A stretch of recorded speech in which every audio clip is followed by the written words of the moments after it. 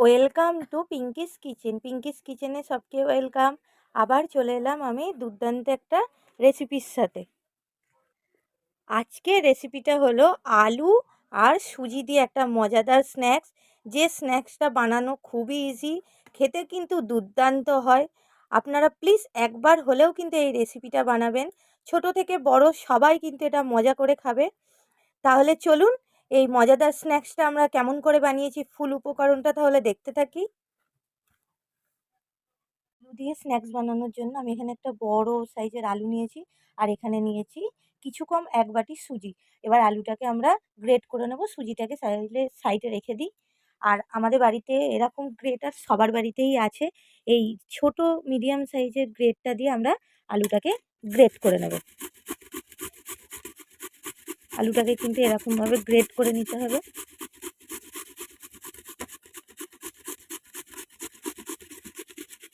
আলু কিন্তু আমার সব গ্রেট করা হয়ে গেছে।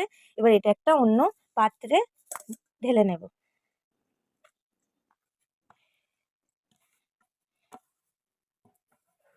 দিয়ে এইটাকে কিন্তু অনেক কবার জল দিয়ে ভালো করে ধুয়ে নিতে হবে। এটাকে 4 বার কিন্তু জল দিয়ে ভালো করে ধুয়ে নিতে হবে। 4-5 বার ভালো করে জল দিয়ে ধুয়ে নিতে হবে।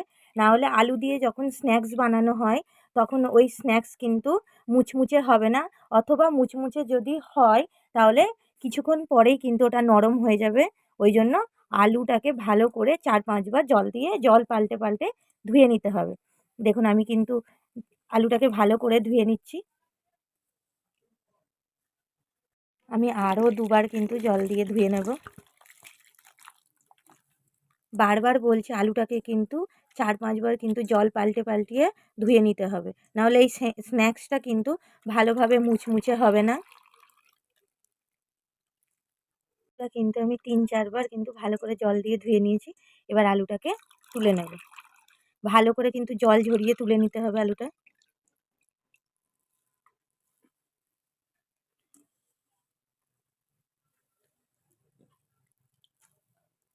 এখন আলুটা কিন্তু আমি পুরো ঝরঝরে করে জল ঝরিয়ে নিয়েছি। এবার আলুটাকে সাইডে রেখে দিয়ে আমরা আরেকটা পাত্র নিয়ে নেব। আমি একটা এখানে পাত্র নিয়ে নিয়েছি। এবার এই 1 বাটি সুজিটা এর মধ্যে দিয়ে দেব।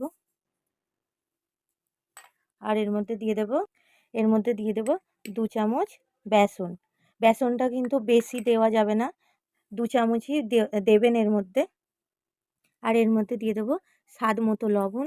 দিয়ে এই শুকনো উপকরণটাকে ভালো করে মিশিয়ে নেব।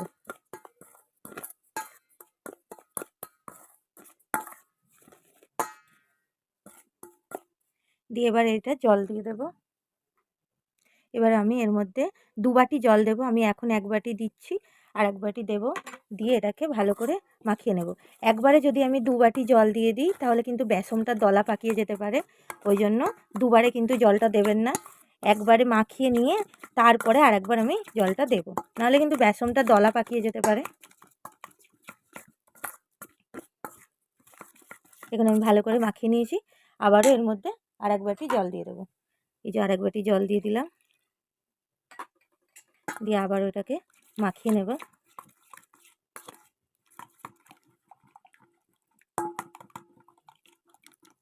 ভালো করে মাখানো হয়ে গেছে। এবার এর মধ্যে আলু যে আমরা ধুয়ে রেখে দিয়েছিলাম, এই আলুটা কিন্তু এর মধ্যে দিয়ে দেব।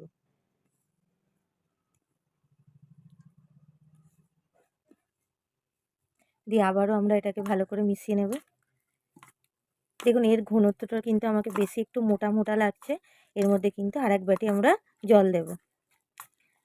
আপনাদের যদি থিকনেসটা ঠিক মনে হয় তাহলে জল দেওয়ার কোনো দরকার নেই, কিন্তু আমার এই ইয়েটা কিন্তু থিকনেসটা কিন্তু একটু মোটা লাগছে, তার জন্য এর মধ্যে আমি আরেক বাটি জল দেব। এটার মধ্যে কিন্তু আমি আরেক বাটি জল দিয়ে দিলাম। দিয়ে ভালো করে এটাকে মিশিয়ে নেব। এবার এর মধ্যে দিয়ে দেব ধনেপাতা কুচি, আর এর মধ্যে দিয়ে দেবো গ্রেট করে রাখা পেঁয়াজ, কাঁচা লঙ্কা। এটাও কাঁচা লঙ্কাটাও কিন্তু গ্রেট করা। আর এর মধ্যে দিয়ে দেবো গ্রেট করে রাখা রসুন কুচি। দিয়ে এটাকে ভালো করে মাখিয়ে নেব।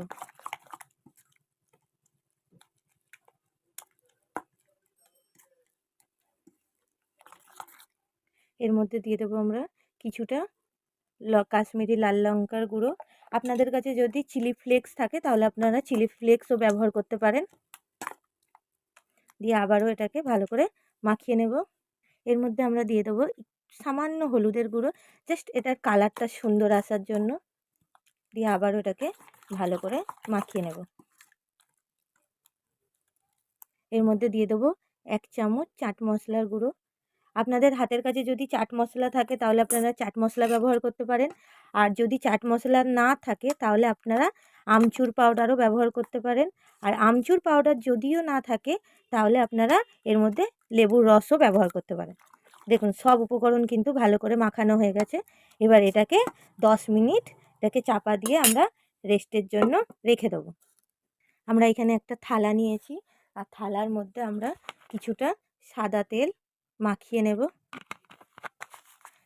থালার মধ্যে আমরা কিছুটা সাদা তেল মাখিয়ে রেখে দেবো।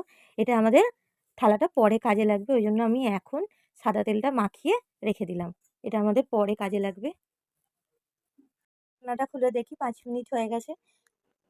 দেখুন অনেকটা কিন্তু ঘন হয়ে গেছে। চলুন তাহলে মেন উপকরণে আমরা ফিরে যাই। এবার এর মধ্যে দিয়ে দেবো কিছুটা সাদা তেল।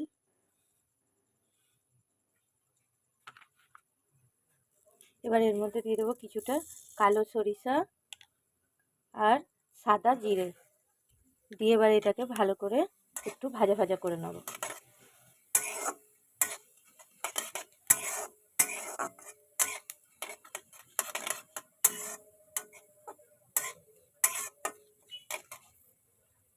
দিয়ে আমরা যে সুজি আর আলুর মিশ্রণটা বানিয়ে রেখেছি এবার এর মধ্যে দিয়ে দেব।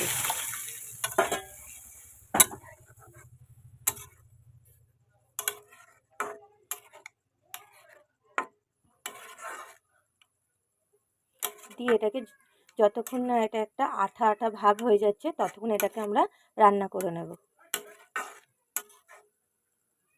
দেখুন এটা কিন্তু একটা ডো আকারের হয়ে গেছে। এবার এটাকে কিন্তু নামিয়ে দিতে হবে। এরকম ডো আকারেরই কিন্তু বানাতে হবে। এটা কিন্তু ঠান্ডা হয়ে যাওয়ার পরও আরেকটু শক্ত হয়ে যাবে। দেখুন এটা কিন্তু অনেকটা ডো আকারের হয়ে গেছে।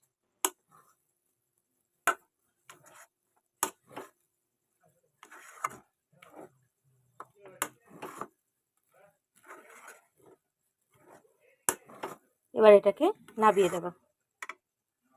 যে থালাটায় কিন্তু আমরা তেল মাখিয়ে রেখে দিয়েছিলাম ওই থালাটার মধ্যে আমরা এই মিশ্রণটাকে ঢেলে দেব।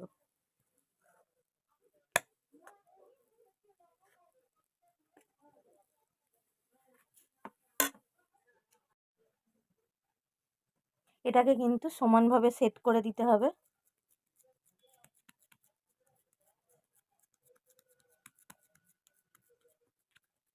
এবার এটাকে আমরা ঠান্ডা হওয়ার জন্য রেখে দেবো।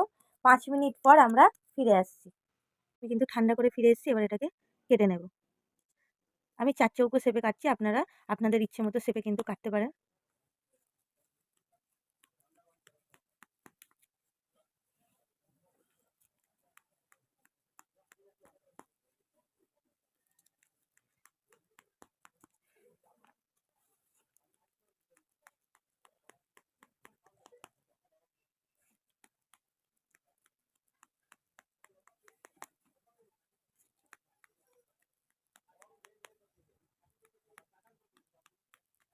দেখুন আমি কিন্তু সবকটা কেটে নিয়েছি।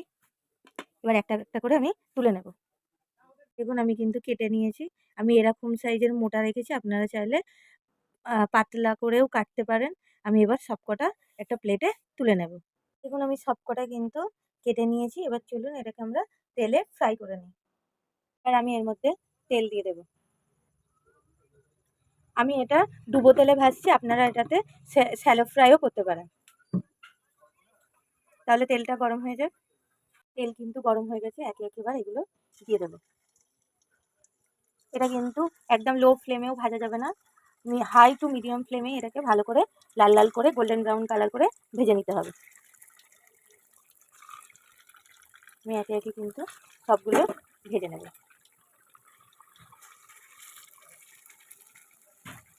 এটা কিন্তু আমরা উল্টে পাল্টে কিন্তু লাল লাল করে ভেজে নেব।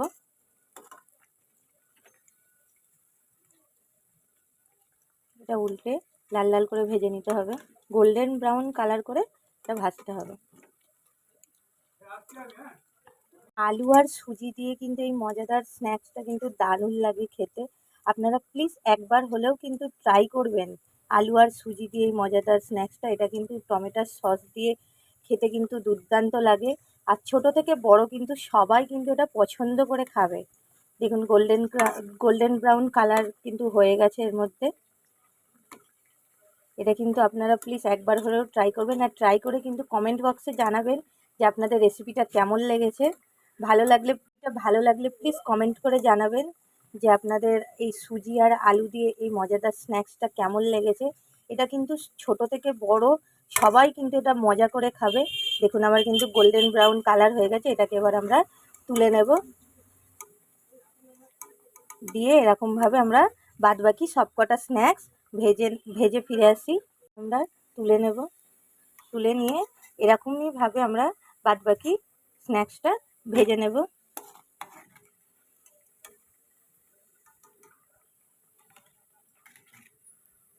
বাদবাকি স্ন্যাক্সটা কিন্তু আমরা তাহলে আবার ফিরে আসবো নতুন একটা রেসিপির সাথে, অন্য কোনো দিন অন্য কোনো রেসিপির সাথে। সুস্থ থাকবেন, ভালো থাকবেন, আল্লাহ হাফেজ।